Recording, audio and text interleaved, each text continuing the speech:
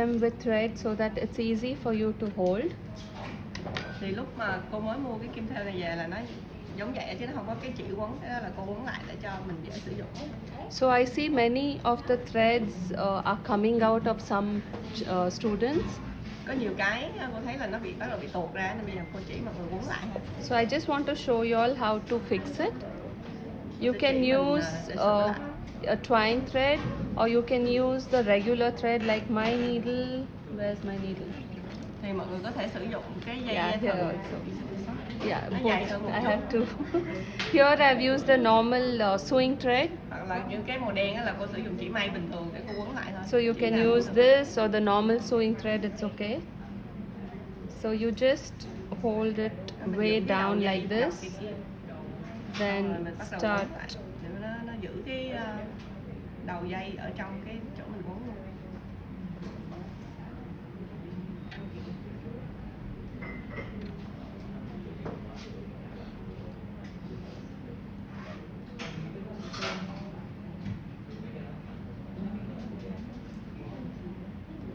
I'm just doing it faster so that we don't waste time. But you can do them more neatly and closer. Nếu cô làm nhanh nhưng mà ở nhà mình có thời gian á thì mình ngồi mình quấn cho nó sát xong cái đều cho này. Then you can just put like this Mình cột 2 times and then cut rồi cắt ra and then glue it. và dán nó dính vô. Okay, and these are iron metals, so if you keep them unused it might rust. Cái này nó làm bằng sắt nên nếu mà mình không sử dụng nó sẽ bị reset. So when you're not using it, just store them in face powder or baby powder. Nếu mà mình không sử dụng thì mình phủ nó trong phấn baby powder, phấn trẻ em. Even sometimes if it rusts, just take the old fabric and do this way a few times. All the rust will go. Thì mình cứ lấy một cái vải dày xong mình chặt qua chặt lại để cho nó bay hết cái phần reset đi rồi mình bắt đầu mình thêu bình thường. And this will be good again. So I'm using these since 10 years. Okay. Cái này là tôi xài được 10 năm rồi. Yeah, same. I don't change. So you can also use, no problem. One more thing is the longer ones are really thin. So keep them for the materials like beads and cut beads. For the other outline stitches, I prefer they use the thicker one because it's more strong. Thì cái mà mảnh hơn mọi người để dành để mình sử dụng mình đính cường thôi, tại vì nó mỏng quá nó dễ gãy hơn á. Đối với những cái đường thêu bình thường thì mình xài cái đường thêu lớn nó sẽ tốt hơn, có nhiều lực hơn. So today I'm going to teach you a very important stitch, that is chain with zigzag. Hôm nay mình sẽ học một móc xích mà kết hợp với zigzag. So as the name says, I first make chain. Thì nó y như cái tên đó, đầu tiên mình sẽ kết hợp hai kỹ thuật. Đầu tiên trước là So here I already make the chain. After making the chain, I put lock.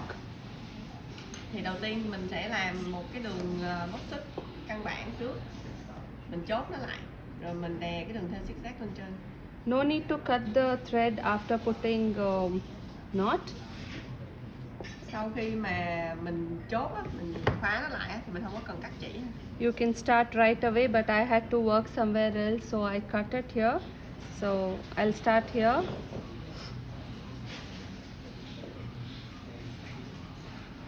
So one back stitch.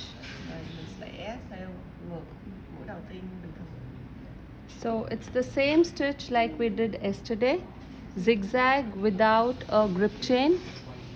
Nó giống như cái mũi zigzag hôm qua mình sử dụng để mình cố định cái dây thừng vậy đó, nhưng mà bây giờ mình không có định dây thừng mà mình theo đè lên trên cái mũi móc xích ở dưới. But the difference here is, here you have worked them very far. Here you need to work very close and very small. Thì cái mũi hôm qua lúc mình làm zigzag á thì nó thưa hơn, với lại cái bề nó dày hơn. Còn cái này mình phải làm thiệt là mảnh với lại thật là sát nhau. So I go cross and I pull down and then go up. Cũng đi bắt ngang qua, bắt ngang lại, xong rồi trước khi mà mình kéo nó qua cái mũi móc xích là mình phải kéo về hướng ngược lại. When I'm up, I pull it up and then down. Rồi kéo hướng ngược lại rồi mới quằn qua. Sorry, I lost the thread.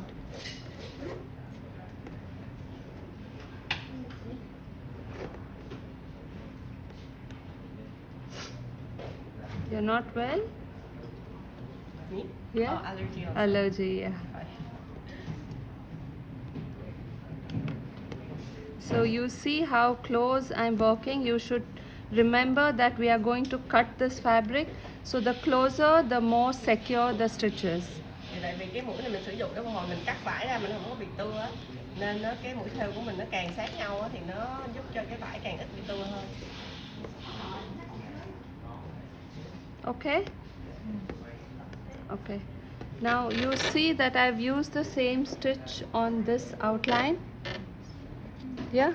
Thì nó cô đã thêu sẵn cái mũi giống như vậy để làm viền cho cái bông hoa. Okay. So if you're working a heart, you can start with the chain. Ví dụ mình có thể thêu hình gì cũng được, hình trái tim, hình bông hoa. Whenever the corner comes, one stitch out and then go back. Grip, okay? Thì đó, cái hình trái tim thì nếu có góc thì mình cũng phải làm cái mũi để giữ góc. Here you need to lock, Rồi tới cuối đó thì mình chốt lại thôi. then zigzag. Rồi xong rồi hết một vòng như vậy là mình bắt đầu thêu zigzag đẹp rồi. Okay, really small and close. If you're making a flower like this, okay, you do all the chain at once. Chain first, Nếu mình làm bông hoa thì cũng vậy, mình sẽ thêu hết cái đường okay, all chain first, lock, then mình chốt, mình đi ngược zigzag. lại bằng mũi zigzag. So at a point you see there are two lines coming, you can work both the lines together. Thì tới lúc mà cái đường mà hai cánh hoa nó đụng với nhau á, mình có thể thêu cả hai cái chung lại một lúc. But when going back, do it a little far. Thì lúc mà đi ngược lại á, mình cắt khoảng ra một chút cũng được, không cần phải sát quá. Thì nó Then có thể- again closer here. Then close, close, close, close. Then while going back, far. Lúc mà đi tới á, thì đi chặt. Okay. Lúc đi ra ngược lại thì Okay. đi xoay tay cũng được. So if you see, I've done the same thing here. Chain with zigzag. I've done the same thing here. Chain with zigzag. So Thì you đó, need cái bông hoa đó cô xài cái kỹ thuật như nãy giờ cô chỉ á. chain with zigzag is specially used wherever you want to cut the fabric. Nó sử dụng ở những chỗ mà mình sẽ muốn cắt cái thiết kế của mình ra. So I start here, anywhere. Cut it close to the fabric, but make sure you don't cut the stitches. Cố gắng cắt gần với lại cái đường thêu, nhưng mà phải để ý là không có cắt qua cái chỉ ha, không có cắt làm đứt chỉ.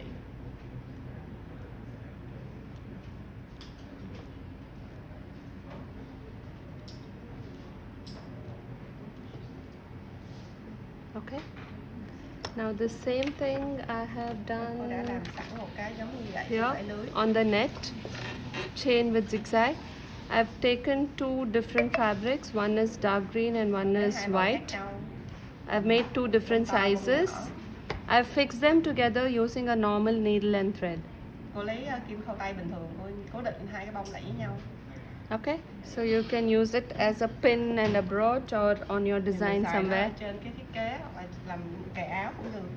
The same thing if you want to cut it in. This was outside, now I'm trying to cut it in. Đó, thì khi mình đã thêu cái mũi này rồi thì mình có thể cắt ở ngoài để tạo những cái bông hoa như mọi người thấy, hoặc là mình xài để mình tạo nên những cái chỗ cut out ở trên cái thiết kế của mình cũng được. You need really sharp scissors for this. Thì mình cần kéo nhỏ mà phải rất là bén.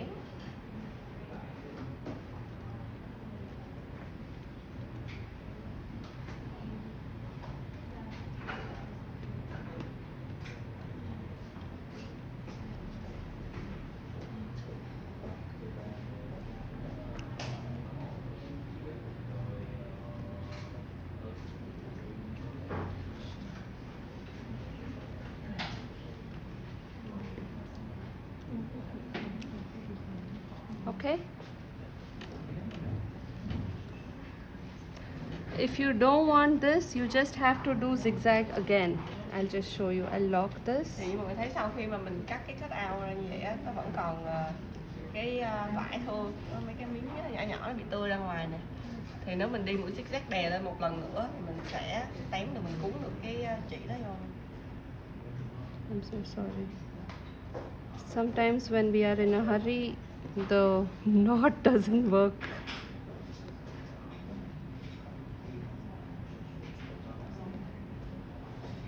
Bữa nay cô nói mình cố gắng lên 3 nhóm thôi, nhưng mà cô dạy được nhiều hơn.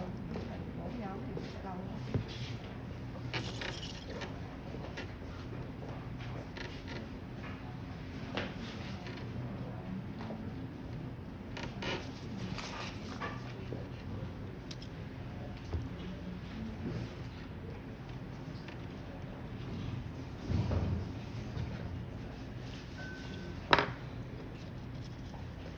So you just start Mình bắt đầu here phía or trong. here, it's okay. One stitch back. Cũng sẽ phải lại mũi như bình thường, không ngược. Here. Rồi cũng là mũi zigzag nhưng mà một bên thì mình chọc qua vải, còn một bên là mình chỉ kéo cái chỉ lên để nó quấn cái chỉ, Okay. phần vải tươi vô bên trong. So when you work again, those raw edges will be covered neatly. Đó, khi mình đi lại một lần nữa thì nó sẽ cái cạnh nó sẽ đẹp hơn, nó sẽ gọn gàng hơn. Okay? You can do it? Is it good? Deb? Đẹp không? The technique is really good.